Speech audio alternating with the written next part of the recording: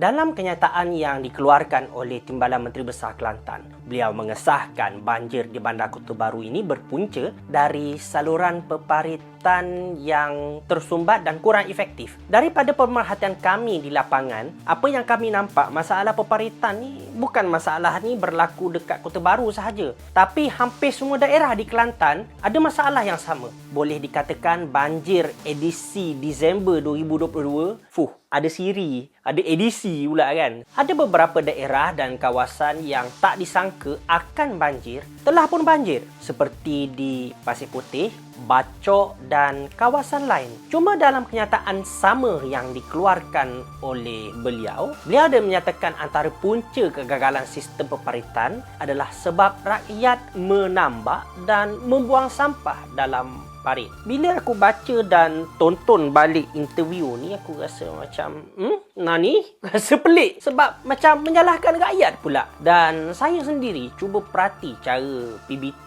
di Kelantan ni buat kerja. Saya dapati daripada bulan September sehingga ke 21 Disember, sebab tarikh banjir itu sekitar 19 hingga 20 Disember. Pihak PBT seperti Majlis Perbandaran Kota Baru, Bandaraya Islam, diorang ni post 2 kali je yang mereka ni gali parit. Dan kalau kita tengok amaran hujan lebat yang dikeluarkan oleh Jabatan Meteorologi Malaysia beberapa minggu sebelum PRU 15, sepatutnya kerja-kerja gali parit ni dilakukan lebih kerap. Mungkin mereka gali parit dan tak post di media sosial. Tapi masalahnya sebagai PBT yang makan gaji dari cukai rakyat dan alang-alang dah ada Facebook page official, dah ada IG page, dah ada TikTok kan. Itu ialah platform yang mereka kena siarkan kerja-kerja mereka di media sosial ni agar rakyat mengetahui yang mereka bekerja. Sebagai rakyat yang terkesan dengan banjir,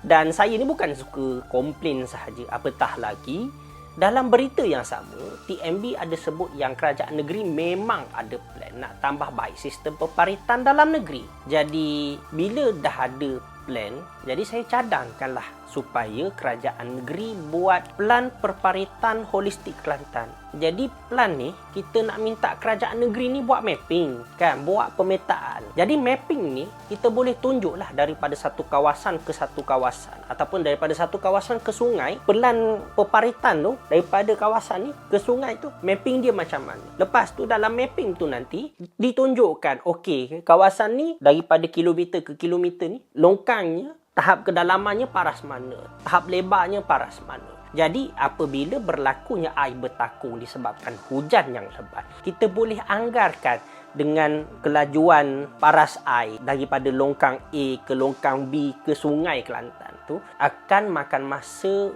berapa jam, berapa hari. Jadi at least kita sebagai rakyat, kita dapat informasi yang tepat supaya kita dapat merancang kata sama ada kita perlu mengangkat barang ataupun tidak dan sebagainya. Jadi kalau ada mapping ataupun peparitan holistik ni yang jelas, kita akan dapat rancang apa yang kita boleh buat dengan sebaiknya. Tapi yang paling mustahak, kerajaan negeri kena jadualkan penggalian parit di seluruh Kota Baru ataupun di daerah-daerah lain. Setiap 3 bulan sekali dan siarkanlah. Kan macam yang saya sebutkan tadi, dah halang-halang ada media sosial, gunakan yang sebaiknya supaya tidak berlaku fitnah bahawa PBT tak buat kerja. Dan kalau ikutkan, mesti akan ada yang komen kata memanglah gali parit ni tak mampu nak elak banjir 100%. Tapi kalau kita gali parit dengan konsisten, ada mapping peparitan yang jelas, jadi paling tidak kita dapat expect yang air tu takkan bertakung lama dan kita boleh agak air banjir akan surut dalam tempoh berapa jam macam yang saya sebutkan tadi.